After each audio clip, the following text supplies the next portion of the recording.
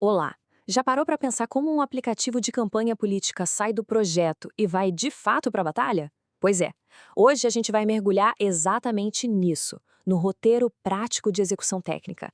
Vamos ver o passo a passo que transforma um plano em uma ferramenta de campo pronta para funcionar no calor de uma eleição. E tá aqui a ferramenta, pensa nisso como o QG digital, o verdadeiro centro nervoso de toda a campanha. É por aqui que tudo se organiza, desde a mobilização dos eleitores na rua até a comunicação da equipe interna. Tudo passa por aí. E aí vem a grande pergunta, né? Como é que se coloca um sistema tão complexo para rodar, no meio da loucura que é uma campanha, sem que tudo vire um caos? Bom, a resposta é um plano de implementação absurdamente detalhado. E é justamente esse plano que a gente vai desvendar agora. Esse aqui é o nosso roteiro. A gente começa entendendo a arquitetura, depois passa para a configuração inicial, aí vamos para a rua com a equipe de campo, falamos de engajamento e, por fim, como tudo isso vira decisão estratégica. Ok, primeiro passo. Antes de sair construindo qualquer coisa, a gente precisa entender a planta do projeto, certo? É exatamente isso que vamos ver aqui. Quais são os componentes, as peças que formam esse sistema? Então, o sistema é dividido em 18 módulos. Uma forma fácil de entender é pensar em cada módulo como um departamento do comitê de campanha. Tem o de segurança, o de pesquisas, o que cuida da rede de apoiadores. O mais importante é que todos eles conversam entre si, fazendo a campanha operar como uma coisa só, um organismo vivo, e não um monte de setores isolados. E aqui tem um detalhe genial: o controle de acesso. O sistema usa perfis que funcionam como crachás com níveis de acesso diferentes. O gerente da campanha, claro, tem a chave mestra. Já um voluntário de campo só acessa o que é essencial para o trabalho dele. Isso não só protege os dados mais sensíveis, como também deixa a operação muito mais ágil. Ninguém fica perdido com um monte de informação que não precisa ver. Certo? Com a planta na mão, é hora de começar a fundação. Essa fase é toda sobre garantir que a base seja sólida. É hora de verificar a infraestrutura e, principalmente, de blindar o sistema. Isso aqui é o que a gente chama de fase zero. É tipo um checklist de pré-voo de um avião.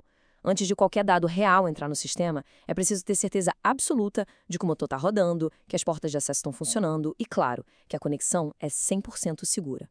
Se qualquer coisinha que der errado, a missão é abortada até o problema ser resolvido. Simples assim. Aí a gente entra na fase 1, que é toda sobre segurança e pessoas. Afinal, a melhor ferramenta do mundo não serve para nada se não for segura, né? Então, o primeiro passo, blindar o sistema trocando todas as senhas que vêm de fábrica. Depois, criar os acessos para a equipe real e aí sim começar a inserir os dados básicos, como o candidato e os partidos. E olha, essa analogia é perfeita para explicar a importância disso. Pode parecer um passo simples, meio bobo até, mas é literalmente a primeira barreira de proteção para toda estratégia de campanha que vai estar ali dentro. Com o quartel-general seguro, chegou a hora de ir para a rua. É nesta fase que a tecnologia finalmente sai do servidor e vai parar na mão de quem está no dia a dia da campanha, a equipe de campo. E as metas aqui são bem diretas. Primeiro, entregar o aplicativo para a equipe. Geralmente isso é feito através de um arquivo APK, que é basicamente um instalador do app para Android. Segundo, começar a coletar dados na rua com as pesquisas. E terceiro, ligar o painel de monitoramento para ver em tempo real o que está acontecendo no campo. Mas antes de soltar todo mundo na rua, tem mais um checklist. Esse aqui é para validar se o app está funcionando como deveria. Cada item testa uma função crítica. O login com GPS funciona? A foto com geolocalização está subindo? A sincronização de dados offline está ok? É o último teste de estresse antes da operação começar para valer. Muito bem, agora entramos na fase 3. A operação já está rodando e o foco muda para expandir.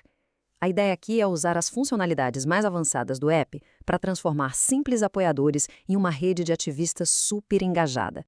Para isso, o sistema conta com um verdadeiro arsenal de ferramentas. Tem desde um banco de dados de apoiadores e gamificação para incentivar a galera a participar mais, até um programa de indicação, o amigo do amigo, para fazer a rede crescer sozinha. O objetivo é, claro, transformar aquele interesse passivo das pessoas em ação concreta. Para ver como isso funciona na prática, olha esse exemplo, o teste do geofencing. Quando um membro da equipe chega no local de um comício, o aplicativo percebe a proximidade e, pronto, faz o check-in automático. Isso mostra o poder do sistema em automatizar e registrar com precisão o que acontece no mundo real, sem depender de anotações manuais.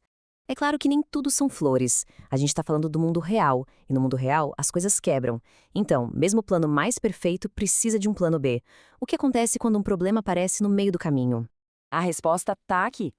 Um plano de execução de verdade tem um guia de sobrevivência, um manual de o que fazer quando. Se a API não responde, a API, lembrando, é a ponte entre o celular e o servidor, existe um comando para diagnosticar e outro para resolver. O login está falhando por um erro de CORS. Isso é uma trava de segurança. O guia mostra como ajustar. Ter isso preparado mostra o nível de planejamento que pensa até no inesperado. E agora a gente chega na parte final, que é o grande resultado de todo esse trabalho. É aqui que a gente entende como essa montanha de dados coletados se transforma em inteligência de verdade, em decisões que podem mudar o rumo da campanha. E essa transformação começa com a matéria-prima. O sistema não parte do zero.